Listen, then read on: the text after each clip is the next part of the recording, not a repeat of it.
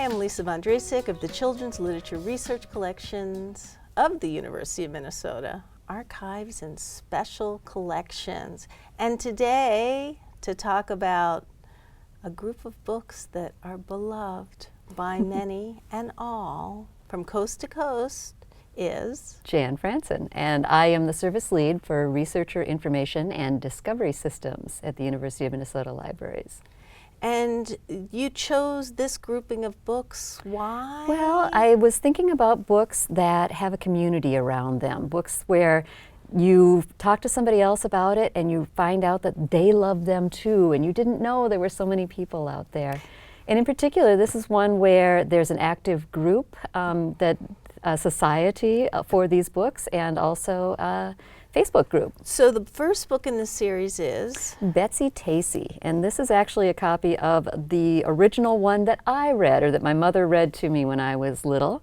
She also loved the books. Betsy-Tacy is a series of books about some little girls. They start out little girls growing up in Deep Valley, Minnesota, which is really Mankato, Minnesota. They're semi-autobiographical. The author is Maud Hart Lovelace, and all the characters are modeled on her and her friends, or I think she would have said, or perhaps did say, the best version of her. So tell me a little, the book in your hand is well loved. It is, yes. Betsy's best friend is Tacey, and they have another friend who they meet a little bit later on, whose name is Tib, and Betsy-Tacy and Tib have many adventures all the way from the time they're 5 years old in this book, all the way up through when they're young adults getting married and having families.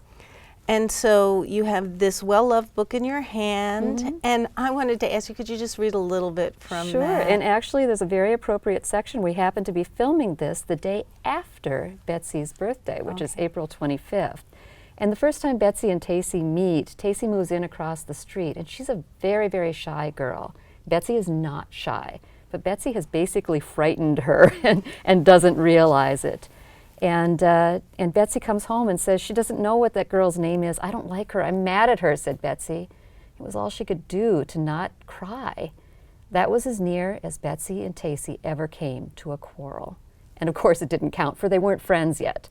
They began to be friends next month in April at Betsy's birthday party. I love that voice. So the blue one that you have is this blue one, in my big blue book, the Betsy-Tacy Companion. And this is one of those books that you know there has to be a group of people who are really dedicated to these books and the history around them.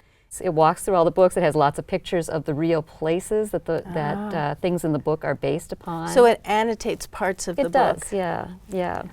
It has pictures of places like, for example, the home where Betsy got married, or where Maud Hart Lovelace and her husband got married.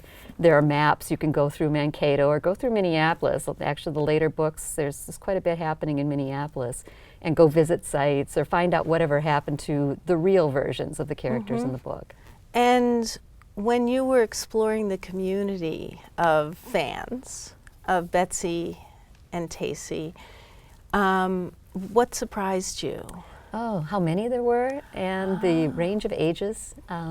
It's, you know, of course, people like me who read them when they were very young, or whose parents, mothers read them to them. It's mostly women, and really the dedication of that group, particularly those down in Mankato who have gone to a lot of effort to raise money and to buy Betsy's and Tacey's homes and turn them basically into museums.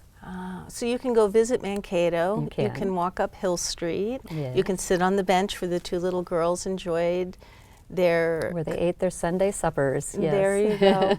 And one thing I do know about these books, they were out of print for a very long time, and it was because of the fans of Betsy and Tacey that they were put back in print. Yes, that's right. And in fact, I think they even got a little shout out in You've Got Mail. Right, that's right. I think that was around the time they were re-released too. Well, thank you for bringing these books to us today, and I hope you'll return again with Certainly. another fan group of books. I will. Thank you. And thanks for joining us in April for Read This Book.